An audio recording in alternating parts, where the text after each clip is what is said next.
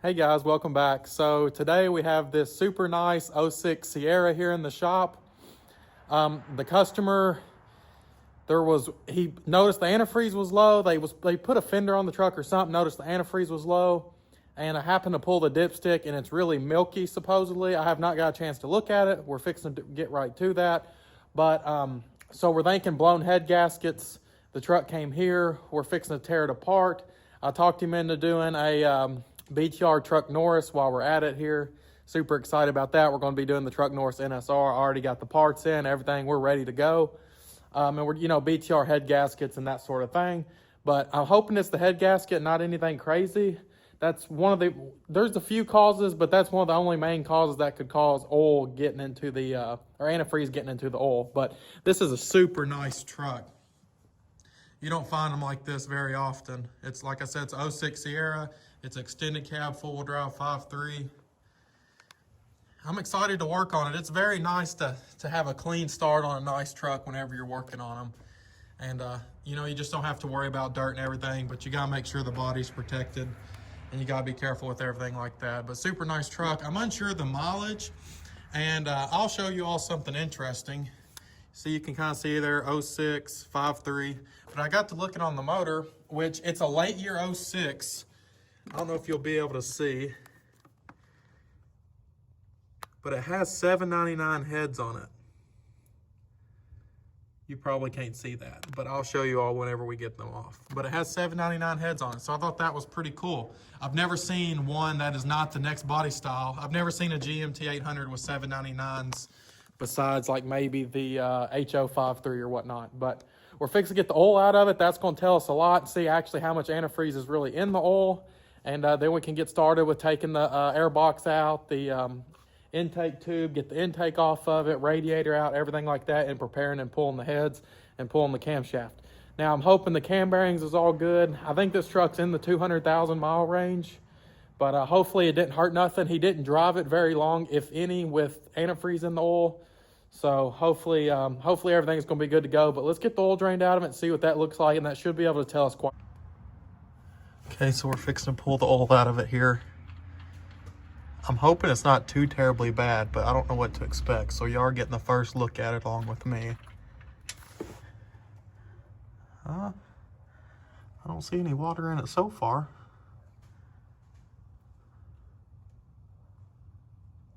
Well, it looks pretty good, really. It's dark, but that's really a good sign since it ain't milky.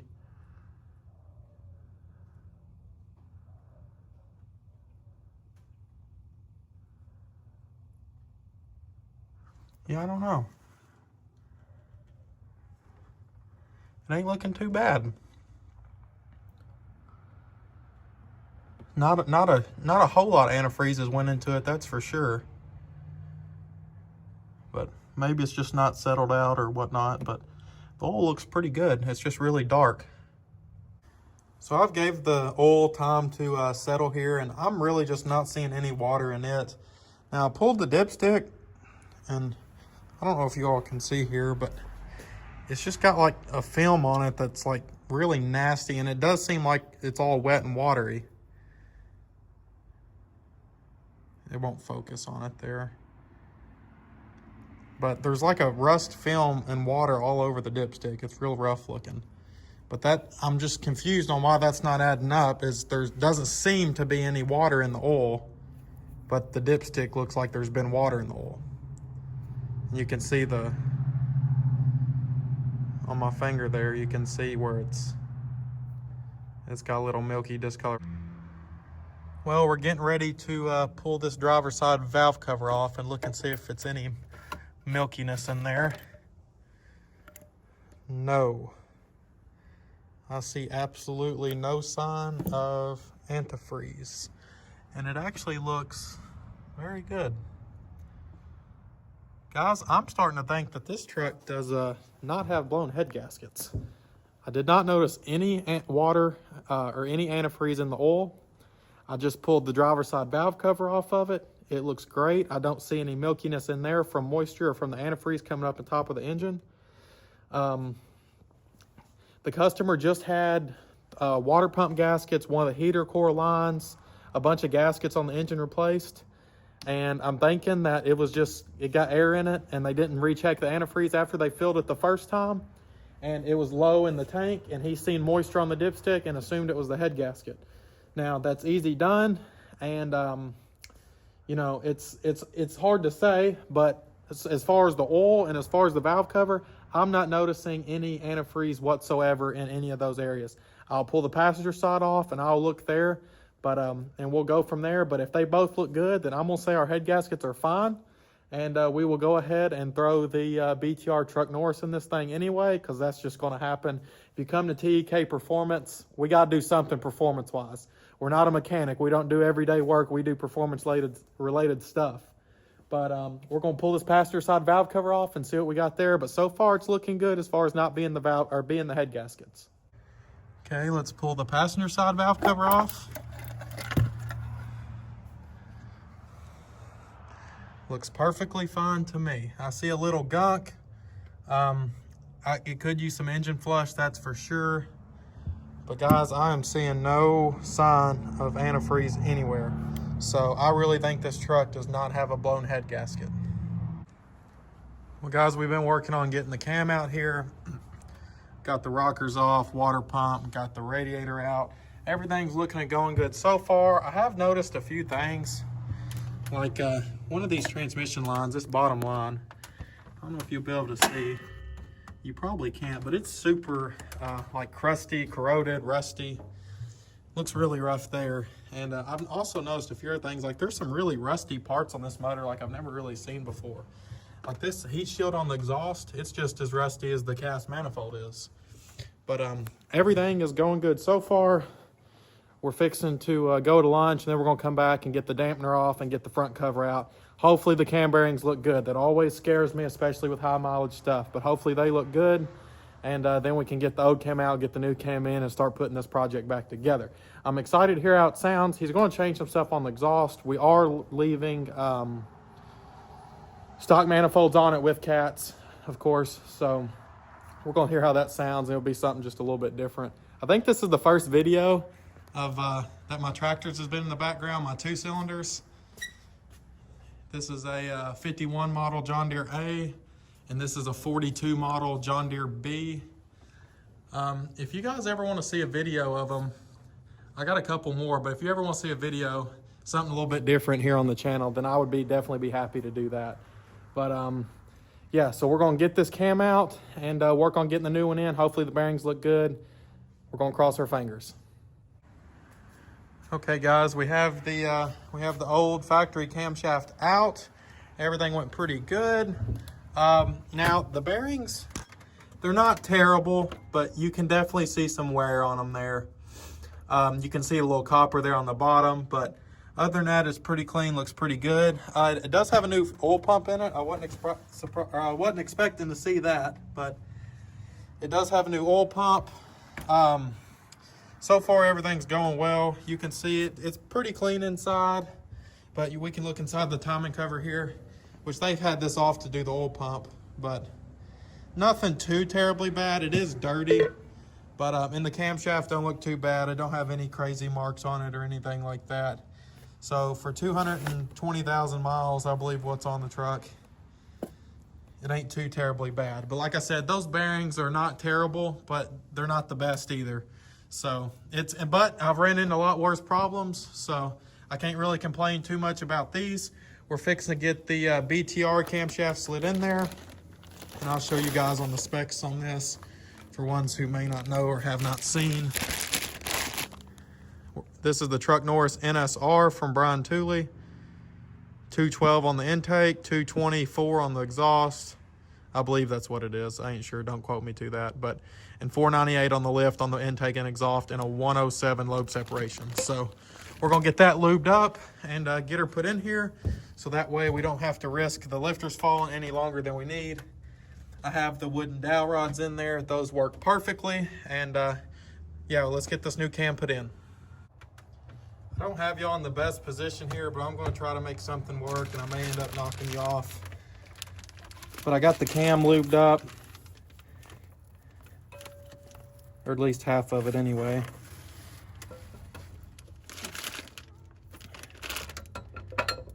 You always got to be super careful with going inside the bearings. You don't want to scar one or anything like that. And I normally get it to about right there, pull the bag off, and then I'll finish putting lube on it. I don't have my top open very good on my container. But anyways, we're making do.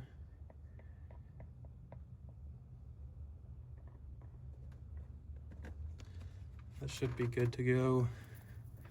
We'll rub it in all over the lobes and the bearings, or where the bearing rods. And always take a water pump bolt. You can see here, take a water pump bolt, thread in the end. That'll help you hold the end of the camshaft up. So that way, once you get down to the end, you're not putting a lot of excess pressure on the bearings.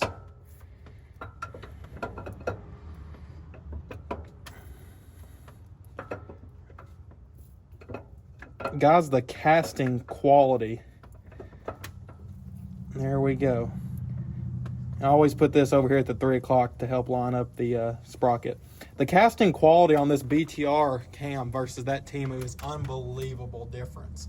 When you put the two side by side, you can just see how much better quality that the BTR cam actually is and how the casting material just feels way different. But I thought that was pretty interesting. We got the new cam in, got it lined up dot to dot. As you can see, the dot on the crank is up towards the top, the cam's down towards the bottom. We got the bolts torqued to proper spec, and we have Loctite on those. And I just put a new seal in the front cover. So it's got a new seal in the front.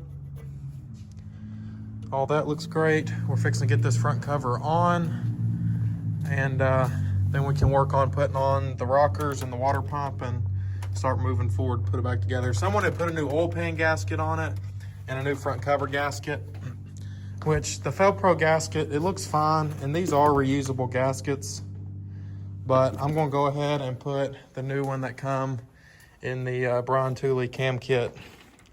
I'm gonna go ahead and put it on just to ensure that we don't have any oil leaks. We got it all back together. The customer ordered a cold air intake, but we just wanted to use the tube because this box is pretty efficient on actually using cold air and not a hot air intake like a lot of people put on. But yeah, everything's put back together. I'm gonna have to wait till tomorrow to go to the parts store to get oil and antifreeze to put in it. But once we get that put in, we should be able to get the first startup on it. And hopefully all that goes well, and then we can take her to get tuned. Okay guys, so we got oil and antifreeze in it. I'm not sure if you can see me. We got oil and antifreeze in it. We're about to do the very first startup.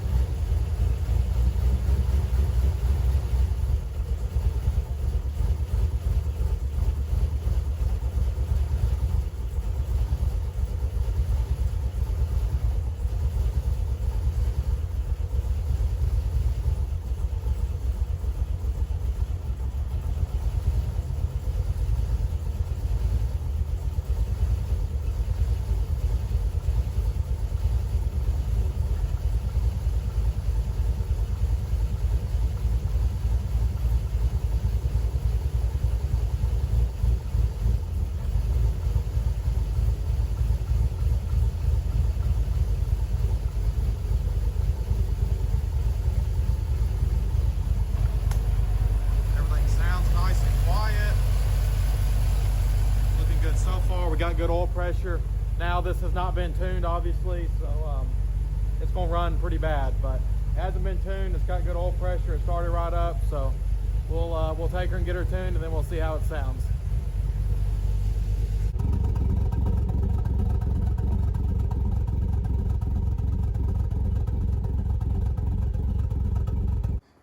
Well guys, as you've seen in that little clip there, I think I can put it in there, but there was there was something coming out the exhaust, a bunch of water.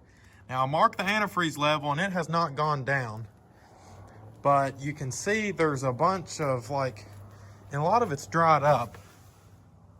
There's a little water underneath there out the exhaust. A lot of it's dried up, but it just does not smell like antifreeze at all. And I've spilled antifreeze under the truck whenever I was doing all this, and it's not dried up at all. So is that water? Is it antifreeze? What is it? We're gonna have to do some more tests and figure out. This truck may actually have a blown head gasket or cracked head. I really didn't think it did, but we're gonna have to do some more investigating and see. I'll let y'all know whatever I find. We're hoping it's not, but at this point, I'm not sure. I run it for about 10 minutes. This just looks like clean water, which is the byproduct of a combustion gasoline engine. But I'm going to pull some spark plugs out and see how they look. And if they're clean, then we'll know it's antifreeze, but the level has actually came up some, which as it's going to when the engine gets hot. But guys, I'm kind of stumped on this one. I know the customer thought it had a blown head gasket. We done a bunch of tests. There wasn't any water in the oil, but there wasn't any water in the oil. I'm hoping that it's not all going out the exhaust, but these spark plugs should be a good test and see if that's the case or not. It'll be clean, or we can pull them all out, turn the motor over, and see if it spits anything out. But we're gonna keep doing some tests and see what we figure out. I bought this thing from Lyle. It's a combustion leak detector. So we've got it stuck up in here in the reservoir for the coolant, and it's supposed to turn yellow if it's getting combustion into the coolant, so that'll indicate a blown head gasket. So we're going to start it up here and see if this fluid starts bubbling and turns a different color, and if it does, then we know for sure that we do have a bad head gasket. I pulled all the spark plugs out and they all look perfectly normal. I know antifreeze will kind of clean them off once it runs, but they all look perfectly fine. So it doesn't seem to be burning it that bad out the exhaust. Not saying it isn't, but all the plugs look pretty clean. So we're going to see what this tester has to say. Have the truck running here. This is looking okay, but I noticed I take this off. There's quite a bit of steam coming out of there. I don't know if the camera really picks it up, but well, we're back working on the white truck. We're installing a Evil Energy catch can on it just to try to get some of the oil and moisture out of the engine. It's the Evil Energy 300 milliliter oil catch can. I haven't decided exactly where I want to mount it yet. I think I'm gonna mount it somewhere right in here. But we're gonna be the outlet's gonna go back to the intake, and we're gonna have the inlet there on the valve cover where it comes in and then returns back, and it catches all the oil and moisture right there in the can. I haven't installed one of these before, and I've never used this brand or anything like that, but it looks pretty good. I'm pretty happy with it. It seems like a nice quality piece, but we're going to see how it goes. We're going to get it mounted up, and then I'll show y'all kind of how I did it and what I did, and hopefully it looks okay and nice, clean, and simple. But we're going to get it mounted up, and then I'll get back and show y'all how you like it. And there's a few different places you can mount it, but this is just where I'm going to mount it. Hopefully it looks okay, and we may end up changing it, but we're going to see how it does so far. Well, we got the catch can mounted. I mounted it right there on the side of the power steering and alternator bracket. I got the hoses ran as clean as I possibly could. I think it looks very good. I'm sure the customer's gonna be happy with it. Got them zip tied to that wire there. It looks clean, ease of access. It's got a little dipstick checker, so I'm pretty excited about it. I just changed the oil in it after 500 miles. We always change the oil whenever we install new parts, just in case any metal shavings are in there. But the catch can looks good. I hope it functions good, and it does the job it's supposed to keep some oil and moisture out of the engine. So I'm gonna take it on a test drive, see how it does. We just changed the oil in it, like I said. But other than that, I'm fixing to do a final conclusion video on this truck, but I'm super happy with that Evil Energy catch can. So we're gonna back it out here and take it for a drive and see how it does.